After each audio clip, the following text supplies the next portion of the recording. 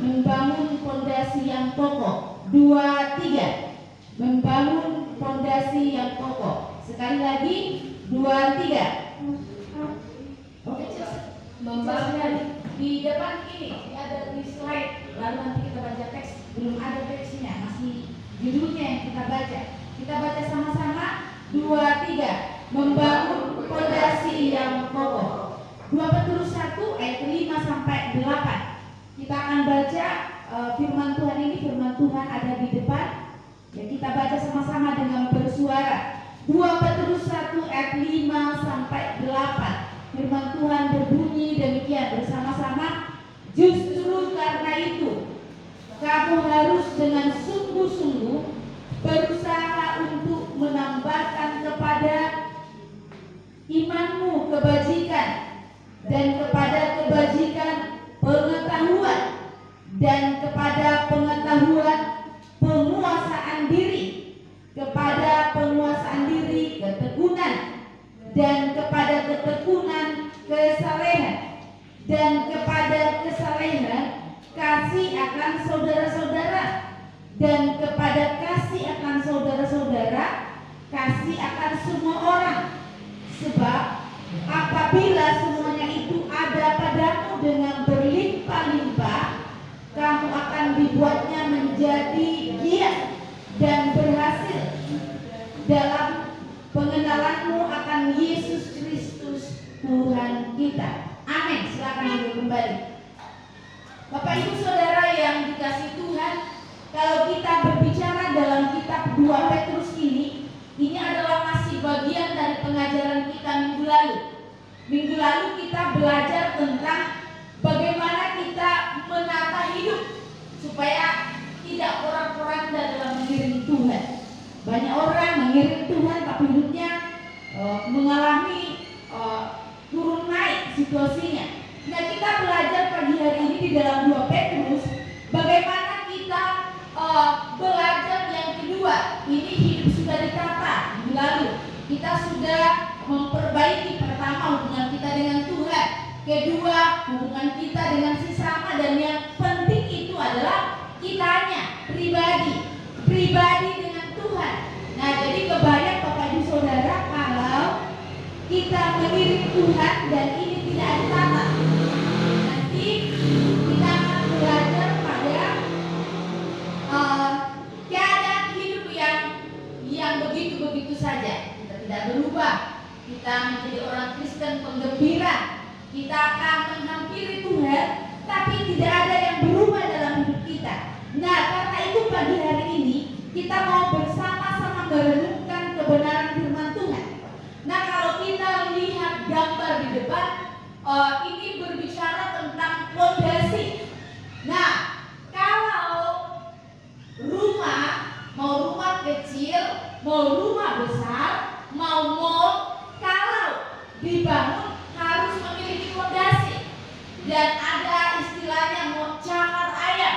Kalau tidak berdiri, saya yakin sekali bahwa rumah itu tidak akan kokoh. Bisa berdiri. Jadi itu diilustrasikan Tuhan Yesus di Alkitab.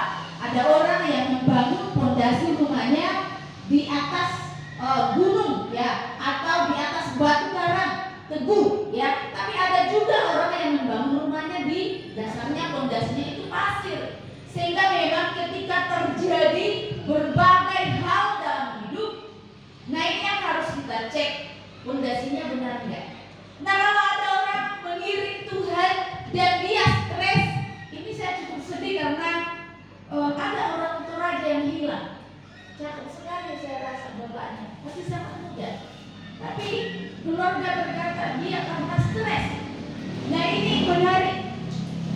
Karena stres. Nah, saya berpikir, waduh, bukankah selama ini sudah mengiring Tuhan? Sudah dia ke gereja, sudah dia mengerti, tetapi stres. Nah, saya berpikir bahwa tidak ada jaminan orang itu ke gereja terus fondasinya benar. Nah, ini yang jarang kita pikirkan. Jadi sebagai orang percaya, saya berorientasi di gereja kita ini kepada pengajaran. Saya ingin kita selesaikan, satu kita bertumbuh, kita terus berkaca kepada firman Tuhan. Karena bagi saya, iman Kristen yang tidak bertumbuh dengan benar, iman Kristen yang tidak mengalami fondasi yang benar, gugur begitu saja. Ada masalah, dia akan mengalami situasi yang sulit. Dia akan mudah bersungut-sungut, ondo. Ada pergumulan, dia akan mudah dia mengalami situasi bagaimana caranya. Dan jarang orang mengalami masalah datang kepada Tuhan. Suatu waktu ada seorang ibu yang sakit keras, dan keluarga jumpalikan semuanya. Keluarga berkata bahwa wah, bapak ini harus kita bawa ke rumah sakit. Dan sibuk cari mobil, itu penting menurut saya. Tetapi yang menurut saya yang gagal dipahami bahwa keluarga ini melayani Tuhan, Bapak Ibu. Tidak ada yang berkata ayo kita berdoa. Loh, saya selalu berpikir bahwa bukankah mau di rumah, mau di rumah sakit, mau di mana saja, kan hidup kita ini harus ada di dalam di dalam perkenanan Tuhan. Nah, karena itu Bapak Ibu Saudara yang dikasihi Tuhan, tidak mencari Tuhan dalam doa. Iya, sakit pasti. Tetapi sekali lagi kita berkata, dokter di atas segala dokter itu adalah Tuhan kita Yesus Kristus. Suatu ketika ada juga seorang ibu yang berkata, ayo kita pergi Bu, kemana? Kita pergi ke X. Terus kami naiklah bersama-sama. Terus saya berkata, oh Bapak ini bolehkah berdoa? Terus dia berkata begini, susah ya jalan sama pendeta. Terus saya berpikir, kenapa harus susah? Karena kalau kita ada apa-apa, tidak ada apa-apa, kita harus di dalam pemahaman yang benar tentang hidup yang kita jalani. Nah, fondasi ini sangat penting. Dalam kekristenan, fondasi apa yang harus kita miliki supaya kita bertumbuh sehat? Jadi, yang pertama kita renungkan kalau hidup yang kita jalani itu sekali lagi kita diberi pilihan-pilihan tiap hari, ya kan ya? Jadi kalau misalnya Pak Kinako, ya kan ya, punya anak, punya istri, kan tidak bisa bilang aduh saya sudah tidak suka istriku yang membutuhkan, atau gini aduh istriku ini memang cerewet, tapi udahlah saya terlanjur, ya udahlah. Saya yakin bukan itu pemikiran kita. Suami istri tidak berkata aku tuh ya tidak ada lah ya tidak. Saya berpikir ketika kita memiliki pasangan itu dalam pengetahuan Tuhan ada plus dan selalu ada minus. Nah itu namanya pasangan. Kalau nggak ada plusnya ya aneh. Kalau minus terus ya juga aneh. Nah kalau keduanya mungkin plus terus atau minus terus harus dicek. Jangan-jangan ada yang salah, ya kan? Nah kekasih Tuhan, kita berbicara tentang iman Kristen. Dan iman Kristen itu harus ada pada titik yang benar. Iman Kristen itu harus dibangun dengan fondasi, dengan pilar yang penting supaya kita ini paham kehendak Tuhan. Yang pertama pilar itu adalah pilar iman. Katakan sama-sama iman. Nah ini dia. Banyak orang berkata aku beriman. Nah kalau beriman harusnya gereja penuh ya. Halo? Tapi buktinya hari Minggu banyak yang masih pergi seneng ayam ya. Masih di rumah, tidur-tidur. Orang kalau beriman dan dia tahu siapa Tuhan, dia pasti mempercayai Tuhan dan dia pasti datang kepada Tuhan. Kita berkata, ada yang berkata gini saya kunjungi, saya juga percaya Tuhan kok. Oh ya? Iya. Saya kasih tahu Pak, iblis juga percaya Tuhan. Tapi saya kasih tahu, iblis juga percaya Tuhan. Ada orang-orang Farisi yang percaya Tuhan, tapi dia tolak kok. Ada orang-orang Saduki yang percaya, dia tolak kok. Ada orang-orang yang ada banyak orang yang mengaku saya percaya Tuhan, Tuhan disalibkan kok. Nah karena itu iman ini kepada Kristus ini hal yang sangat penting. Ada yang berkata, satu keluarga yang saya kunjungi, dia berkata begini, TN nama tumbang. Kalau dalam agama dalam rumah ini ada Islam, Kristen, Hindu, Buddha. Wah, saya berkata itu masalah. Itu artinya boleh ada jadi penggembira di dalam dunia, tapi ingat baik-baik, keselamatan itu berbeda.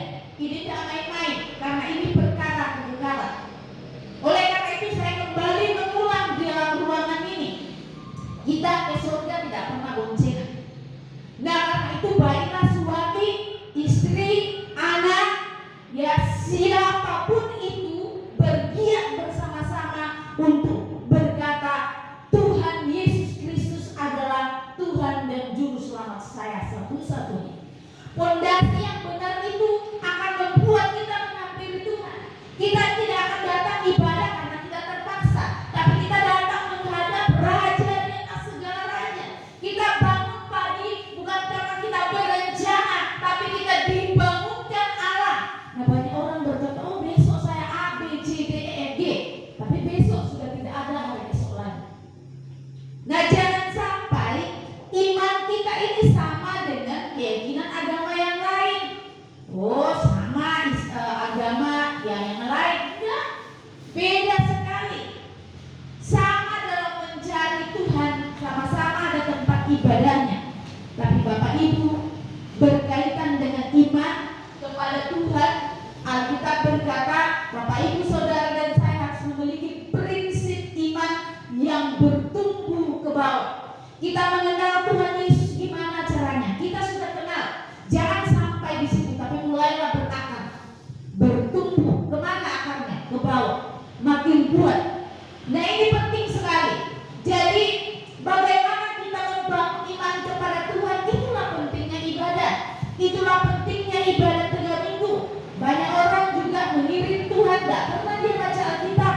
Tapi kalau ngobrol sama saya, wow, Bu Desti, saya sangat tahu Tuhan Yesus. Oh ya, saya tahu. Sudah baca firman Tuhan. Sudah di mana? Di gereja. Loh, kenapa tidak dibaca di rumah?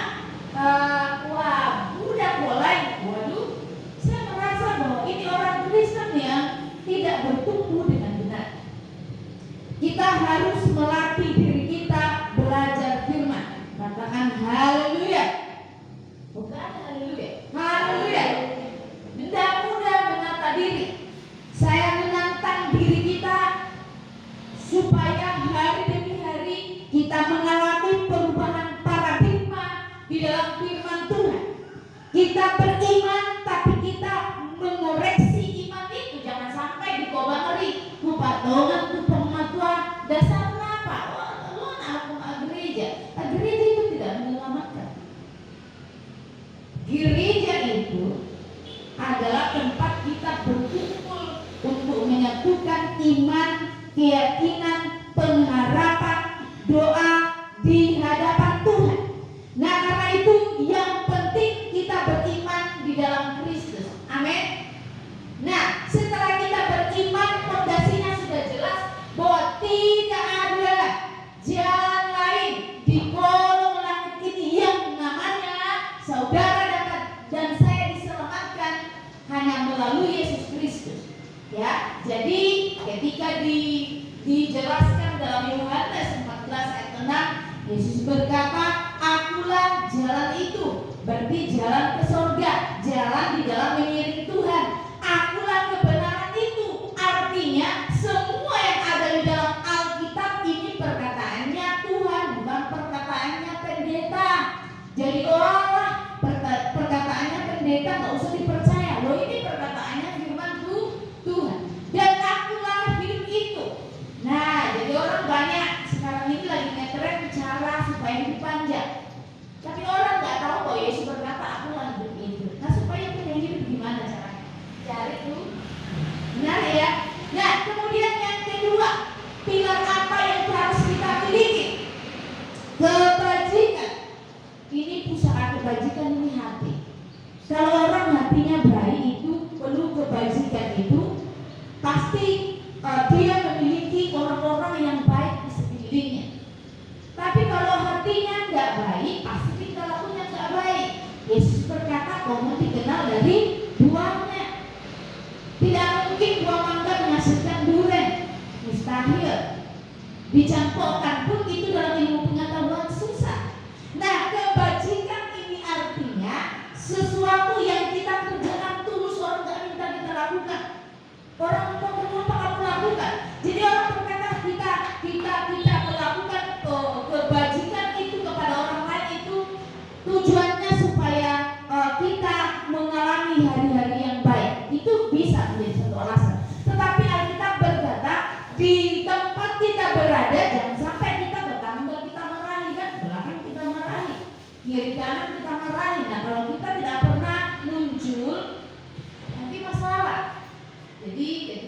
suami saya datang dari Semarang, saya mengapresiasi tetangga. Tiba-tiba ada yang ngantar, enggak, suami saya heran. Kok kita diantarkan ikan? Jadi lagi menguras, lagi panen ikan di sawah. Terus datang dan memberi ikan. Maksudnya ada banyak kebaikan yang kami terima. Dan saya berkata, oh itu saya tidak menuai tanpa harus menabur. Saya menabur. Saya membangun hubungan yang baik dengan tetangga kiri kanan. Ya, kalau perlu orang lain. Tujuannya apa? Supaya kita menjalani hari-hari yang baik. Nah, kalau tidak, kita akan mengalami situasi sulit. Kita keluar orang buang muka, sakit hati enggak? Sakit. Nah, secara kedokteran kalau kita sakit, hatinya sakit, kondisi saraf kita ini mengalami gangguan. Nah, makanya itulah kalau kita ketemu orang dari Tuhan dan wajahnya tegang, jangan-jangan dalam persekutuan itu dia sedang punya musuh. Nah, itu nggak sehat, nggak sehat. Jadi kebajikan ini hal yang harus kita kerjakan. Kapan? Ya, sepanjang hidup kita, anak kita, cucu, semua ada di dalam, sehingga orang berkata, iya ya, baik orangnya, ya kan ya, oh baik perbuatannya, luar biasa. Jadi yang pertama tadi iman, yang kedua kebajikan, dan ketiga pengetahuan. Nah, ini yang sedang kita kerjakan pagi hari ini. Bagaimana saya menata rumah saya supaya tidak hancur, Bu Desti? Alkitab berkata, kita sudah percaya Tuhan, kita sudah melakukan yang baik. Nah, tapi ada yang berikutnya, pengetahuan. Yang ketiga, apakah pengetahuan yang kita dengarkan setiap minggu itu adalah pengetahuan yang tidak ada dampaknya? Oh, berdampak Bapak Ibu Saudara yang dikasih Tuhan. Karena kalau kita salah membaca Alkitab, salah jalan kita selama-lamanya. Jika kita salah melakukan Alkitab, maka salah juga perjalanan kita. Saya garis bawahi. Ada orang berkata begini, saya di gereja saya pasti masuk surga. Nggak ada tesnya itu.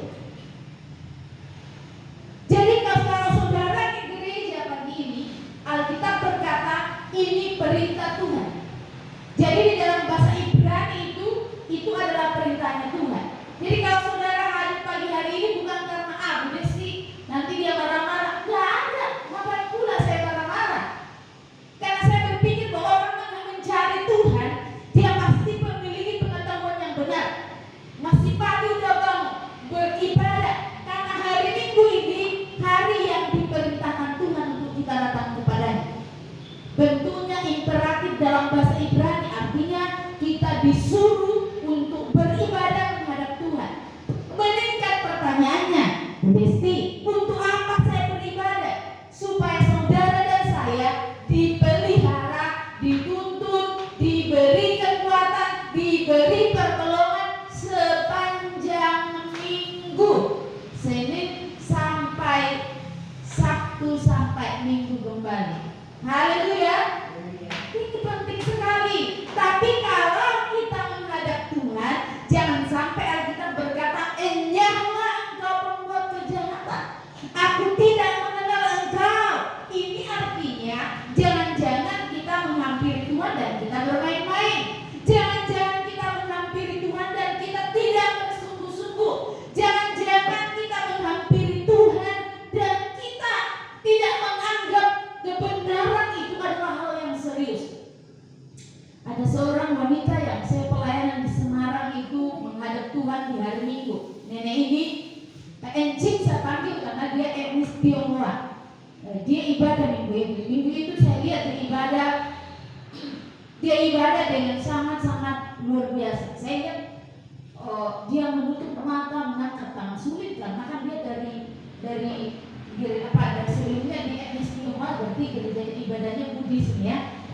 Dia dan minggu saya selalu saya mendatangi ibadah tengah minggu, karena saya tuntun, kami belajar bersama, dan minggu itu saya lihat dia memuji Tuhan. Saya candai, saya bilang, wah ini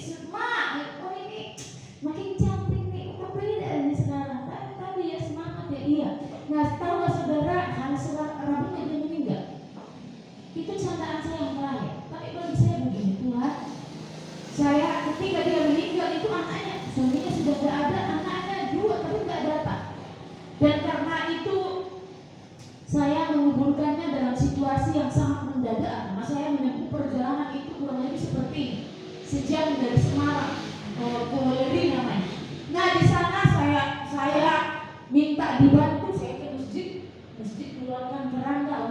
Saya berkata di jalan-jalan ya, saya minta bantuan ke masjid karena Jumat masih ada, Jumatnya baru enak, tapi Jumat itu sudah tua-tua. Nah kalau kan nggak bisa disuruh-suruh kan ya, atau nggak bisa. Terus saya minta tolong ke orang muda dibantu. Nah yang umur juga orang masjid. Terus saya juga bingung mau dikubur di mana.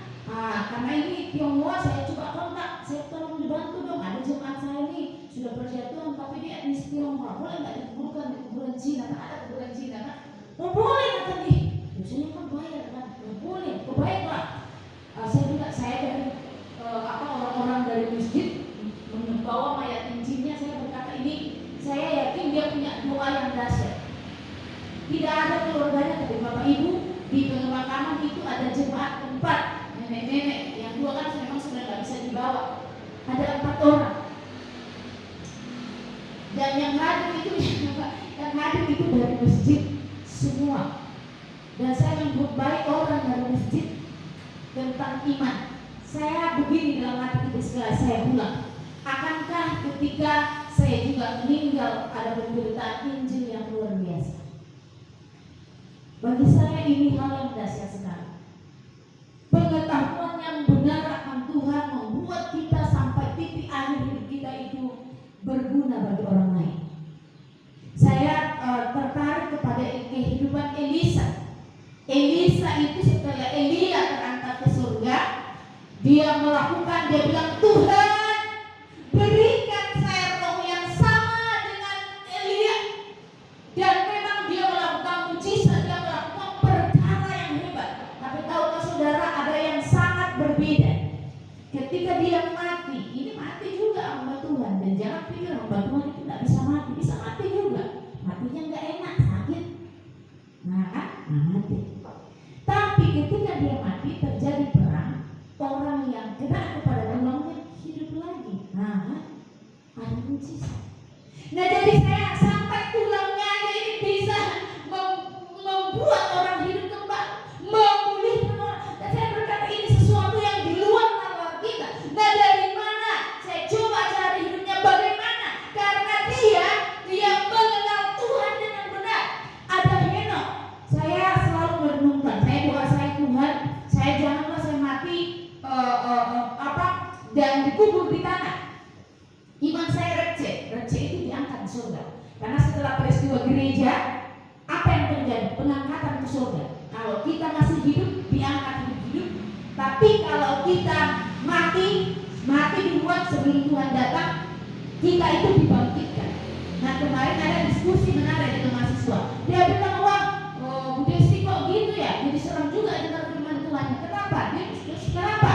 Dia gini, kalau misalnya dia tidak sungguh-sungguh dalam Tuhan, keluarga kita ya tidak dibangkitkan. Saya bilang dibangkitkan nanti, tapi di kebangkitan kedua, tapi itu tidak lagi diselamatkan, itu dibangkitkan dan di sana nanti dihukum. Makanya kalau baca Wahyu pasal 20, Alkitab berkata di hadapan Tuhan berdiri orang besar yang kecil mempertanggungjawabkan apa yang kita kerjakan di dunia ini. Makanya dalam bahasa Jawa ada istilah begini, neng donyo mampir ngombe. Jadi di dunia ini hanya kita singgah sementara, ya dalam minum, setelah itu kita kembali. Tapi yang penting adalah ketika kita kembali, kita dikenal enggak? Nah ini dia. Jadi saya berharap kalaupun Tuhan datang, kita ini receh, diangkat hidup. Ada amin? Ada amin? Nah kalaupun kita mati, pastikan kita sudah di dalam Tuhan. Jadi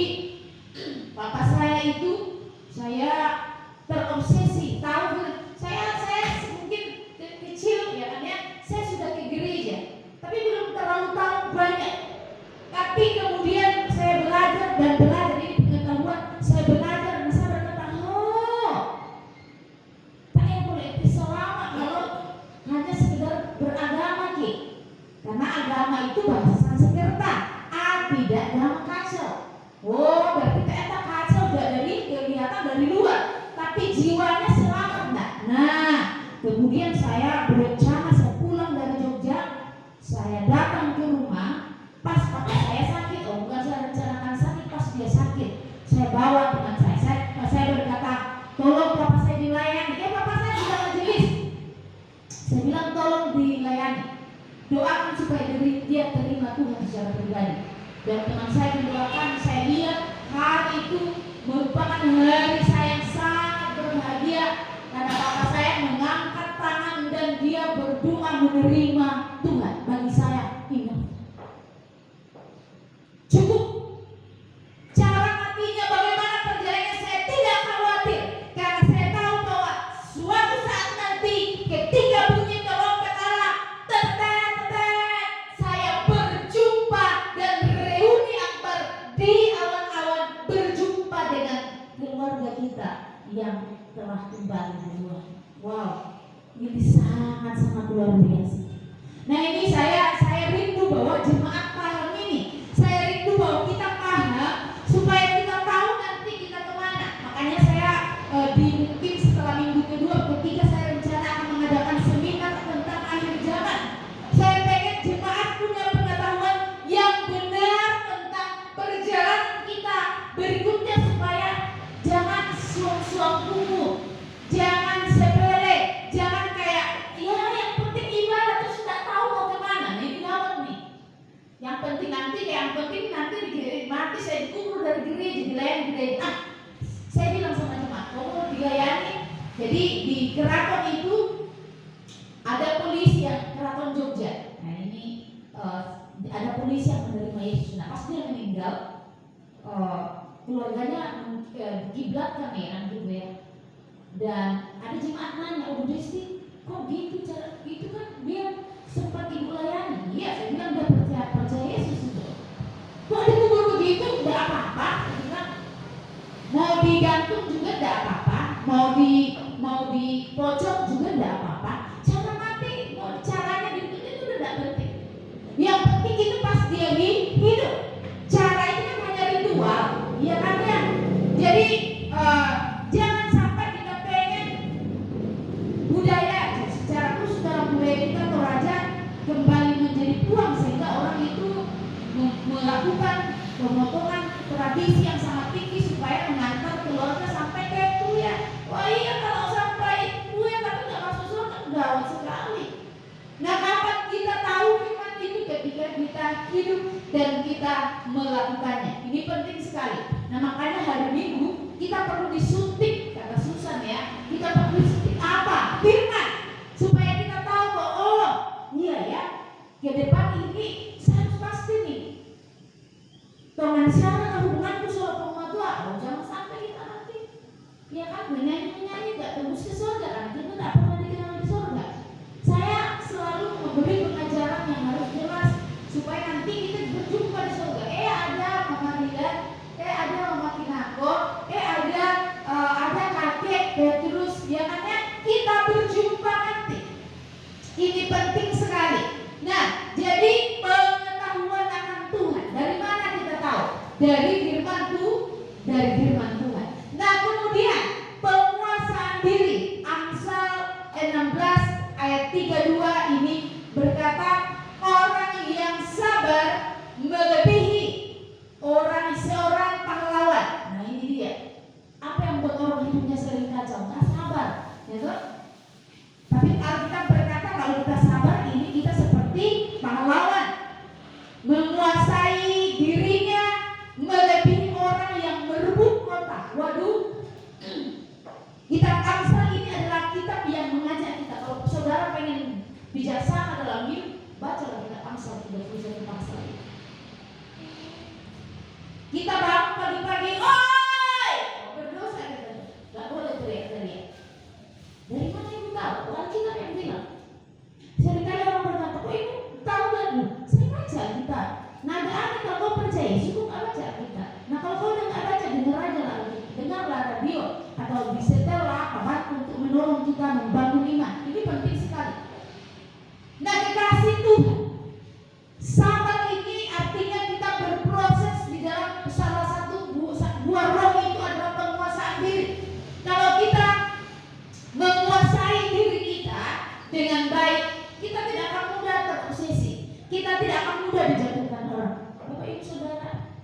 ini sesuatu yang akan berproses. Saya juga belajar. Kadang-kadang saya pengalaman sebelumnya, ayo saya bilang sama suami saya, ayo ya cepat dulu jurus mau keluar lagi. Sudah itu saya pikirkan di jalan, kok nggak benar ya? Terus sudah itu dia tanya saya, kamu ini orangnya nggak sabar, sabarlah. Saya tanya laki diri saya menemukan suami yang nggak berhasil ya kalau saya begitu. Dan saya berkata, thanks God. Saya bayangkan kalau saya gini dan dia balas, waduh, saya kan kecil ya dipikes, enggak malah hilang, selesai lah. Tapi sabar ini berproses. Jadi termasuk saya senang saya karena salah satu proses kesabaran saya itu mengajar. Kadang-kadang ada yang mahasiswa ya, kadang-kadang juga ada jemaat saya di Jogja itu saya mengajak jemaat membaca Alkitab. Tapi permasalahannya yang saya ajarin ini tidak bisa membaca. Ya Tuhan, di Jogja loh, jangan pikir Jogja itu semua orang pintar ya, walaupun kita belajar sebutannya. Nah, di sana saya ketemu dengan seorang Simba yang berkata, bolehkah saya diajari Alkitab? Oh baik, saya ke rumahnya semangat bawa Alkitab. Terus saya ajarin, dia tak bisa baca. Wah, akhirnya saya jadi B tambah ba, B tambah ba, bacanya ba, bukan ba, bunyi lagi B-nya ba. Nggak mudah saya ajarkan membaca Alkitab. Oh, di situ saya gini, ya ampun, saya baru tahu kalau nggak bisa membaca. Dan akhirnya kita belajar bersama-sama. Ada juga yang harus dibacakan karena 95. Tapi ada juga yang 95 tahun saya kasih hadiah Alkitab bahasa Jawa. Dan saya sangat-sangat bahagia ketika saya ibadah tengah minggu saya di rumahnya. Dan di Jawa itu Bapak Ibu Saudara masih ada yang belum menggunakan listrik loh. Desa yang saya layani itu belum. Nah di sana itu dia saya datang dan saya lihat kan pintunya terbuka dan dia menyalakan kayak lampu petrolok itu ya. Lampu itu besar dan dari jauh saya dengan tas saya datang dan saya lihat pintunya terbuka dan saya tanya sama Simba Putri, saya berkata, Mbak, Simba Kakung dia ngapain? Dia bilang, oh Mbak Kakung lagi baca Alkitab. Bapak Ibu Saudara yang dikasih Tuhan, ketika kami ibadah dia berkata, saya mau kesaksian. Silakan Mbak, silakan kesaksian. Dan kesaksian dia menangis. Kami bingung karena yang ada semua pada bingung ibadah tengah minggu. Terus saya tanya, nopo toh Mbak, ada apa kok nangis? Dia berkata, kok kenapa baru sekarang aku baru tahu tentang Alkitab. Saya tidak bisa berkata apa-apa. Saya di hati saya itu waktu dia dengan Tuhan. Tidak lama setelah itu memang dia meninggal. Nah kembali lagi lah karena keluarganya dari Wonosobo, ini Islam keluarga dari kelas. Saya yakin itu yang bertutup kepala semua yang ada. Saya seringkali tugas sekali. Saya tidak membayang meninggal, saya membayang masih hidup. Jadi Bapak Ibu Saudara yang dikasih Tuhan, memahami Alkitab membuat kita menguasai diri dengan baik. Ada amin? Dan fondasi kita yang berikutnya ini tekun. Saya senang kepada kakek ya kan ya, yang hadir tiap minggu. Tekun itu perlu dilatih. Ibadah ini dilatih, ini paling penting. Ibadah minggu itu sangat penting karena ini berhubungan dengan Tuhan. Kita latih tiap minggu kita belajar, tiap minggu kita belajar. Kan tidak mungkin anak itu SD terus dan tidak lulus. Nangis lah ibunya. Oh bodoh kali kau nak ya, nggak pintar kau ya. SD terus 20 tahun SD, 30 tahun SD. Di beberapa ada sekolah luar biasa yang saya datangi, saya layani. Dan saya berpikir bagaimana caranya menolong dia membaca, memahami itu. Ya ini diajari, langsung dia lihat. Dia tak bisa membaca, susah. Diajari. Itu tidak mudah. Tetapi hari pertama yang ngajar yang putus asa. Hari kedua yang ngajar tanpa putus asa. Karena makin jumpa lita anaknya pusing kepala bagaimana. Terus berdoa. Tetapi di situ saya berubah karena ada mahasiswa yang berkata, "Desti, saya pelayan di orang gila." Orang yang lebih keren dariku. Apa yang Bapak lakukan? Tidak ada. Loh, kok Bapak pelayanan? Tidak ada. Ya, saya di situ semua yang ada di ruangan itu orang gila. Terus apa yang Bapak lakukan? Dia bilang, "Saya menyanyi tiap hari." Oh ya, menyanyi tak? Menyanyi. Saya masih bertanya, menyanyi saja, menyanyi, main gitar dan Bapak itu saudara yang dikasih Tuhan. Orang gila itu yang banyak berkumpul itu sudah pada kembali, pulih. Orang gila bukan orang gila, bukan orang Kristen. Ada juga yang Kristen, ya. Benar-benar gila, benar-benar itu loh, diperbudak setan, nggak pakai baju, telanjang di jalan, ditangkapi. Dan anehnya, waktu dia menyanyi pertama, dia bilang dia nggak muda. Menyanyi kedua, dia masuk ke ruangannya itu kayak gini, berduduk di dalam dan dia menyanyi. Aku nyanyi, karena dia tidak terlalu pintar main gitar. Lagu andalannya haleluya, makin di rock ini rambutnya haleluya, ditarik-tarik haleluya. Dan Bapak Ibu Saudara, saya berjumpa dengan orang gila yang dilayani dan saya hanya berkata gini, thank you God, terima kasih Tuhan. Tekun itu tidak satu hari. Orang gila itu bagaimana ditangkap, dihidup tidak mudah Bapak Ibu Saudara, tapi tekun dan membuahkan hasil jiwa bagi kemuliaan Tuhan. Jadi dalam hidup ini kita pun tidak hanya yang baik, tapi ada juga kita menghadapi penderitaan. Ya, saya juga ada penderitaannya, saudara juga. Alkitab memberitahu kita bahwa kalau kita ada di dalam penderitaan, saudara dan saya harus tetap ada di dalam kebenaran Allah. Jagalah hatimu. Orang menderita itu banyak kekacauan terjadi dalam hidupnya, marah-marah, emosi terjadi, kemudian malah yang buruk digosip di media sosial, yang buruk lagi digosipkan beritanya. Nah, ngapain? Itu sampah. Jadi ayo tekun ketika situasi sulit, ayo kita cari Tuhan. Saya ingat itu hidup yang selalu tekun dalam bahasa Yunani itu menggunakan kata hupomone. Saya ini bertekun, apa yang saya jalani dengan tekun. Saya dulunya kalau anak-anak ya, Bu Desi ini nggak pintar main gitar. Saya belajar musik itu saya sudah kuliah, bukan anak-anak kayak gini. Teman saya berkata gini, teman saya ngomongnya kadang-kadang jujur tapi nggak enak. Mainan nggak enak, udahlah, lo usah main.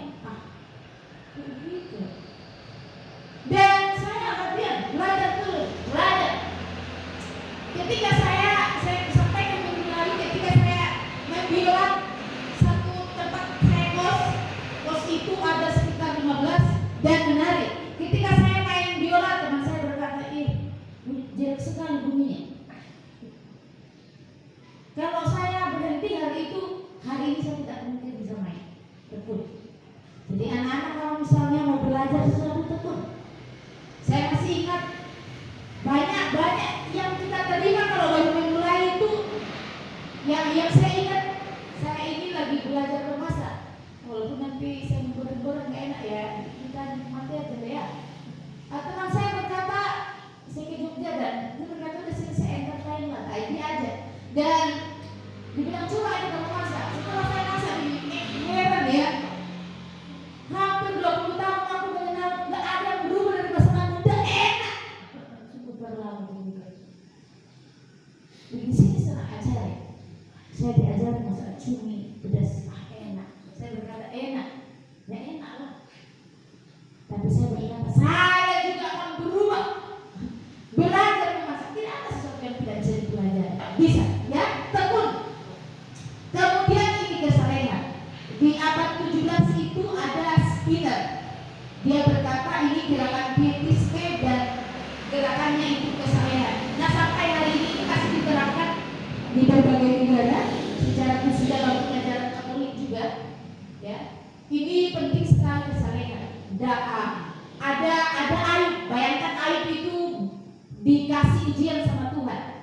Jadi menurut penafsir Ayub itu menderita, kena mati anaknya, mati hilang semuanya, dia dikasih bonus sama Tuhan, sakitnya borok. Begitu bau busuk, ya kan? Ditinggal oleh istrinya, bilang kali kau ya, udahlah. Jadi istrinya meninggalkan dia. Kemudian datanglah teman-temannya, itu kan? Dia bilang, oh berdosa kau Ayub, memang salah kau di hadapan Tuhan. Teman-temannya memarah-marahi dia. Tapi menarik, Alkitab berkata, apa yang dialami Ayub itu diizinkan Tuhan. Dan ketika diizinkan Tuhan, ketika iblis menghadap Allah dan dia berkata, Tuhan berkata, iblis berkata, saya mau, itu dia Ayub. Tuhan bilang, oke silakan, kau coba ini. Paling Tuhan lindungi. Iblis ngomong sama Allah gitu kan. Terus Allah bilang, enggak silakan, tapi satu ya ingat, jangan ambil nyawanya. Menarik sekali Bapak Ibu. Nyawa itu tetap bukan di tangan iblis loh, Tuhan. Dan ketika dia diproses dahsyat kurang lebih 1 tahun, teman-temannya yang datang, berdosa kok, salah kok. Ternyata teman-teman rohani itu kadang-kadang nasihatnya juga nggak benar. Kemudian Tuhan ingatkan dan berkata, ayo harus minta maaf kepada Ayub. Teman-teman minta maaf sama Ayub dan dia dipulihkan, keadaannya dipulihkan.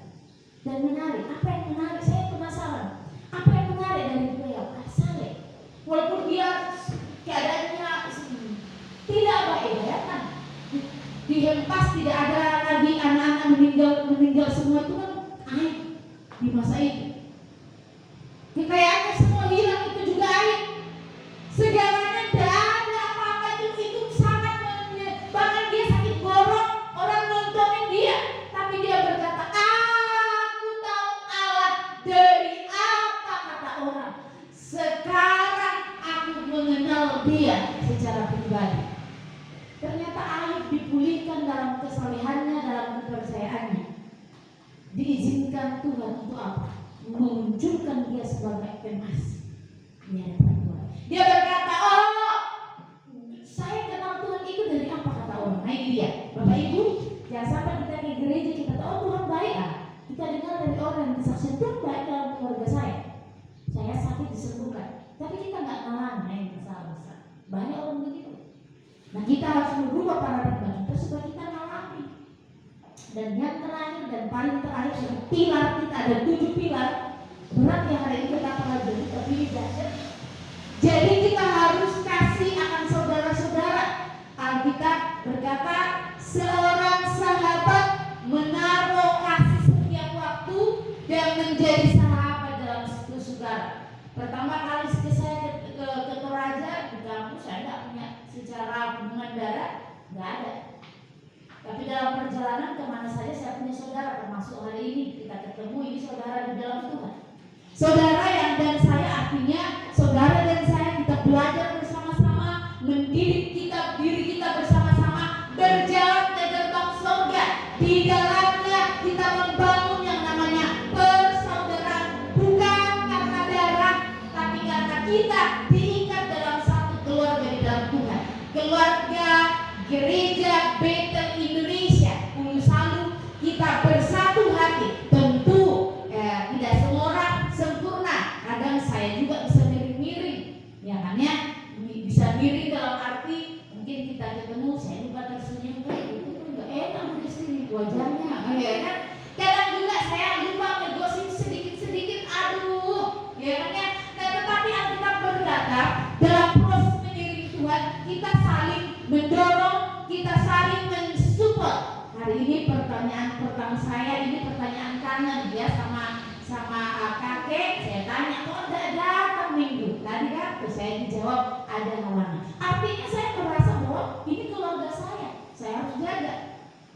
Ya saya juga tanya Bapak Setia, kok enggak datang loh? Mungkin kok ini kok gembala pendetanya jumpa kita nyariin orang. Bukan, saya pengen loh, ini minggu depan itu beda suasananya, beda keadaannya, beda jadi kita berkata sama saja, tidak sama, beda. Nah hari ini kita belajar firman Tuhan, pilar yang sangat luar biasa. Nah karena itu saya ajak kita merenungkan firman Tuhan, Bapak Ibu Saudara yang dikasihi Tuhan. Firman Tuhan ini mengajak kita, mengingatkan kita hal yang sangat penting, bagian yang harus kita renungkan bahwa Bapak Ibu Saudara dan saya, adik-adik, jika ingin menapaki suksesnya hidup, mari kita lewati anak tangga. Anak tangga yang pertama tadi, iman. Ini dulu, pastikan kita, istri kita, anak kita beriman kepada Tuhan. Jadi iman bukan sekedar di gereja, tapi beriman, percaya secara pribadi. Tangga kedua, kita latih kebajikan, pengetahuan, pengendalian, sampai kita sampai di tangga yang ketujuh. Dan kita tujuannya supaya kita melewati tangga kehidupan itu. Setiap tangga ada badainya. Levelnya percaya ada badainya. Levelnya penguasaan diri, gini loh ada Tuhan, berikan saya kesabaran. Tunggu nanti keluar dari pintu itu banyak ada orang yang membuat kita tidak sabar. Bisa suami, bisa anak, itu dia. Langsung dilatih sama Tuhan. Nah, hati-hati berdoa. Banyak orang, banyak doanya, tapi dia nggak ingat apa yang dia katakan. Ketika diuji sama Tuhan, dia terkejut, ya kan? Dia jumpa lihat karena dia mau begini. Ingat dulu doa bagaimana. Kalau minta Tuhan berikan saya, Tuhan kesabaran. Tiba-tiba ada orang yang diizinkan naik mobil lah, terus supirnya bilang, lama sekali. Wah, kita bangga itu dia, berarti langsung nggak lulus kan? Nah itu semuanya perlu dilatih. Ada amin? Ingat, setiap tangga ada badainya. Fondasi hidup itu harus dilatih. Hubungan dengan keluarga juga. Kadang-kadang ada keluarga, kau jangan ibadah terus kau ya. Itu sesuatu nasihat tapi tidak berkaitan dengan ketikalan. Nanti abaikan, tidak usah ditanggapi, tidak usah diajak berantem. Ibadahnya. Jelas ya. Mari kita datang kepada Tuhan dan kita berdoa. Kami bersyukur pagi hari ini diberikan pengajaran tentang fondasi hidup kami. Kami sedang membangun fondasi hidup, pilar hidup, di mana pilar hidup ini memampukan kami untuk kami boleh menjalani hidup yang makin hari makin baik. Setelah kami menata hidup kami Tuhan, kami belajar minggu ini untuk membangun pilar dalam hidup kami. Tidak mudah, tapi kami percaya Roh Kudus-Mu yang akan menuntun kami, mengubahkan kami, sehingga kami mendapati diri kami setiap pribadi yang hadir pagi ini makin berbeda hari demi hari, makin berubah, makin indah, makin menyenangkan menuju gerbang surga. Kami tahu Tuhan akan ada proses dalam setiap pilar itu. Fondasi itu bisa saja kami menangis di sana, bisa saja kami emosi, bisa saja kami kehilangan harapan. Tapi Tuhan, pagi hari ini kami mau tancapkan iman kami di hadapan-Mu. Keyakinan kami bahwa kami akan mulai hari ini menata hidup kami dengan fondasi yang benar. Pastikan kami semua Tuhan, memastikan diri kami yang hadir dikenal di surga. Terima kasih untuk firman-Mu yang indah. Tanamkan dalam hati kami sehingga kami terus bergerak mengikuti rencana Tuhan. Dalam Kristus kami berdoa. Kita yang percaya berikan